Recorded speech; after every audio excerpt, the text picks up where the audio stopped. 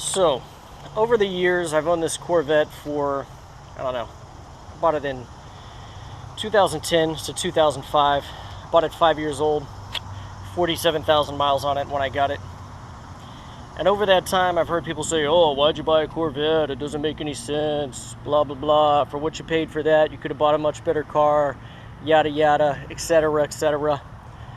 And I gotta say, that is not anywhere near remotely true. I got something hanging out here. What the fuck? Anyways, like I said, I bought this car in 2010. It's a 2005. I got it for $24,000 at that time. So new, these cars are like $55,000. I got it for half price, 5 years old with 47,000 miles on it. I'd say you can't really beat that. Not a bad deal. But some of the myths that I've heard, for example, I was in class the other day, and this guy's going to school to be a mechanical engineer.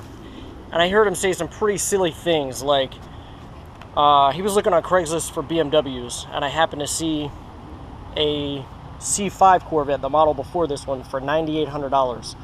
I was like, damn, man, Corvette for 10 grand? Like, what the hell? That's a good deal. And he's like, oh, for 10 grand you could buy a BMW M3, it'll smoke that Corvette all day long. And I'm like, are you kidding me? Like, what are you even talking about? So we started to get into a discussion about the facts on the Corvette, and he's like, oh, well, the Corvette has a solid rear axle. What car has a solid rear axle? And I'm like, no, it doesn't have a solid rear axle. It has an independent rear suspension, as you can see right here. Independent rear suspension. No solid axle back here. And he's like, oh, Corvette has a crappy power to weight distribution. I'm thinking 400 horsepower. And what is the weight on this thing? Let's see if we can find the total weight.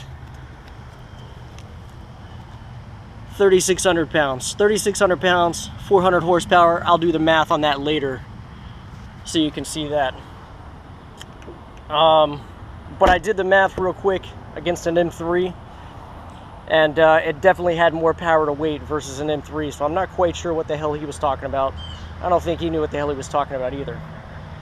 And he's like, oh, well, they handle like crap. And I'm like, well, this thing's got 8-inch wide tires in the front, 10-inch wide tires in the rear, and has almost a perfect 50-50 weight distribution.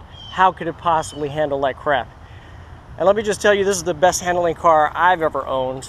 That doesn't say a lot, really. I mean, I've got that S10, and I've owned a few Civics, SIs, you know, stuff like that, Accord.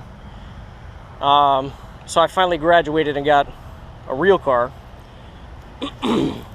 And this handles better than any of those cars I've ever had. It is a little tail happy if you get on the gas around a corner, but I mean, anything that's rear wheel drive is going to be like that. You can't really blame the car for that, and you just have to learn how to drive. What else can we say about the Corvette? You know, oh, it's expensive for what you get. I bought it for $24,000 and got 400 horsepower. Dollar per horsepower, how are you going to get anything else better than that? I mean, I just don't see that happening, especially if you go with a C6 Corvette. Like, you get one of those for 10 grand, 350 horsepower. Where else are you going to get a 350 horsepower car out of the box for $10,000? I'm not seeing that either. I definitely enjoy my Corvette. I think it's awesome. Oh, another thing you said about it. Oh, the car, it has leaf springs. How can a sports car have leaf springs? Well, let's talk about the spring real quick. It's kind of hard to see from underneath here. Let me see if I can get a little lower for you. That is the leaf spring that he was talking about. Right across there, that black bar. It's what they call a transverse leaf spring, which means it goes from one side to the other of the car. So it does have leaf springs, but it goes across the car this way instead of like truck leaf springs. So it's not quite, you know, like a truck leaf spring. Actually, I can show you this on the truck. I've got the truck right here. There you can see the leaf spring for the truck. That's this big steel thing with different leaves all in it.